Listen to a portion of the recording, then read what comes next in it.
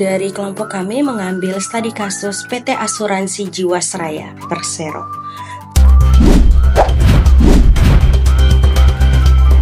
PT Asuransi Jiwasraya Persero adalah perusahaan asuransi milik negara. Perusahaan ini terlibat dalam salah satu skandal keuangan terbesar di Indonesia. Berdasarkan hasil audit Badan Pemeriksaan Keuangan atau BPK, potensi kerugian negara akibat kasus ini mencapai 16,8 triliun selama periode 2008 hingga 2018. Kerugian tersebut berasal dari investasi saham sebesar 4,65 triliun dan investasi reksadana sebesar 12,16 triliun. Investasi yang dilakukan terbukti bermasalah karena dilakukan tanpa analisis resiko yang memadai serta terindikasi ada unsur memanipulasi dan pelanggaran prinsip kehati-hatian. Kejaksaan Agung turut menyelidiki kasus ini dan telah menyita aset senilai 18,4 triliun. Meskipun jumlahnya melebihi nilai kerugian yang tercatat oleh BPK, aset tersebut tidak secara langsung dikembalikan kepada para nasabah. Hal ini disebabkan karena aset itu menjadi barang bukti dalam perkara tindak pidana korupsi dan baru bisa dirampas negara setelah melalui proses pembuktian di pengadilan. Kejaksaan menegaskan bahwa pengambilan aset bergantung pada hasil persidangan dan tidak ada jaminan nasabah akan mendapatkan pengembalian dana secara langsung. Di sisi lain, laporan keuangan Jiwasraya tahun 2019 menunjukkan bahwa total kewajiban mencapai 52,72 triliun, sedikit turun dari tahun sebelumnya. Namun, yang menjadi sorotan adalah lonjakan tajam dalam utang klaim, yaitu dari 4,75 triliun pada tahun 2018 menjadi 13,8 triliun pada akhir 2019. Angka ini menunjukkan beban tanggungan perusahaan terhadap nasabah meningkat drastis. Untuk menyelamatkan Jiwasraya dan menanggulangi dampak sosial ekonomi, pemerintah melalui Kementerian Keuangan menyalurkan bantuan melalui skema penyertaan modal negara atau PMN sebesar 20 triliun yang disalurkan lewat PT Bahana Pembina Usaha Indonesia atau BPUI. PMN ini merupakan bagian dari total alokasi senilai 37,38 triliun yang diberikan kepada beberapa BUMN dengan fokus utama pada restrukturisasi kewajiban Jiwasraya. Pengamatan asuransi Irfan Raharjo menilai bahwa penyebab utama dari kasus Jiwasraya adalah lemahnya pengawasan dari Otoritas Jasa Keuangan atau OJK. Ia menyoroti bahwa meskipun perusahaan rutin mengirimkan laporan manajemen risiko dan keuangan, regulator tidak melakukan tindakan tegas seperti penghentian produk atau pembatasan kegiatan usaha.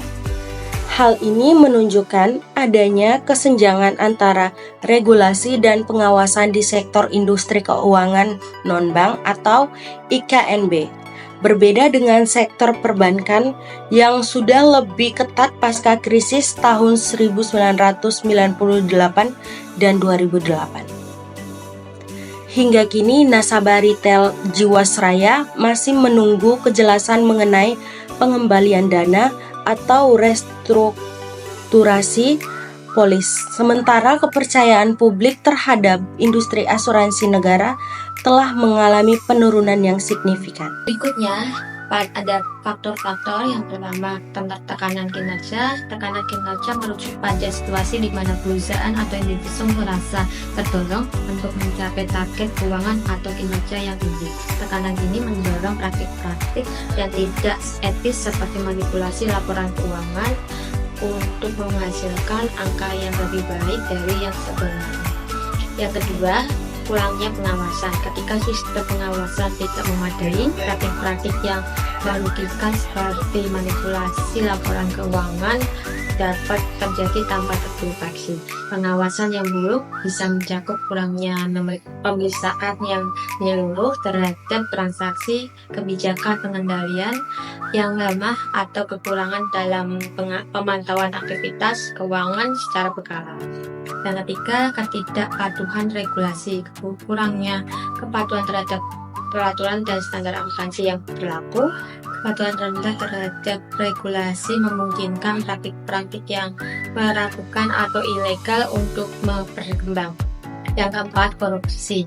Lingkungan bisnis yang korup atau praktik-praktik suap di dalam lingkungan perusahaan. Korupsi memengaruhi berbagai aspek kehidupan bisnis termasuk praktek akuntansi. Selanjutnya di sini ada dampak. Yang pertama adalah kerugian finansial. Investor dan kreditur seringkali mengalami kerugian finansial yang signifikan akibat penipuan ini. Kepercayaan terhadap perusahaan yang terlibat menjadi hilang dan harga saham biasanya jadi anjlok. Kemudian yang kedua ada kehilangan kepercayaan publik. Skandal ini merusak kepercayaan publik terhadap institusi keuangan dan pasar modal. Kepercayaan yang runtuh ini bisa mempengaruhi stabilitas ekonomi secara keseluruhan. Kemudian yang terakhir adalah dampak hukum. Pelaku kejahatan akuntansi dapat menghadapi sanksi hukum yang berat, termasuk denda yang besar dan hukuman penjara. Proses hukum yang panjang juga mempengaruhi reputasi perusahaan dan kepercayaan stakeholder. Berikutnya ada upaya. Terungkapnya kasus asuransi Jiwasraya, pemerintah melakukan upaya antara lain: yang pertama, penegakan hukum dan penyitaan aset. Aset sebesar 18,4 triliun jika untuk dijadikan barang bukti persidangan tipikor, sehingga aset ini belum dapat dicatat kembali dalam laporan keuangan konsolidasi sebagai pemulihan hingga ada putusan hukum tetap. 2. Penyertaan modal negara atau PMN. Pemerintah mengalokasikan PMN sebesar 20 triliun, ini naik yang sebelumnya 6,28 triliun. Melalui BPUI sebagai induk usaha yang mengambil alih pengelolaan aset dan kewajiban Jiwasraya. Ini akan mempengaruhi laporan konsolidasi BPUI dan entitas anak termasuk Jiwasraya dan IFGLIF. Pengalokasian ini digunakan untuk menyelamatkan polis nasabah Jiwasraya. 3. Restrukturisasi polis dan transfer ke IFGLIF. Pemerintah membentuk IFGLIF sebagai entitas baru yang mengambil alih portofolio polis Jiwasraya yang gagal membayar. Dalam laporan keuangan konsolidasi akan terjadi alih kewajiban atau liabilities transfer dari Jiwasraya ke IFGLIF dan memungkinkan pencatatan ulang aset atau liabilitas berdasarkan penilaian ulang. Pada kesimpulan kali ini, kasus dari PT Jiwasraya mencerminkan adanya kegagalan sistematik akibat tekanan kinerja, kurangnya pengawasan, serta ketidakpatuhan regulasi dan praktik korupsi. Faktor-faktor ini mendorong adanya manipulasi keuangan yang berujung pada kerugian finansial yang besar, sehingga hilangnya kepercayaan publik dan dampak suatu hukum bagi pelaku.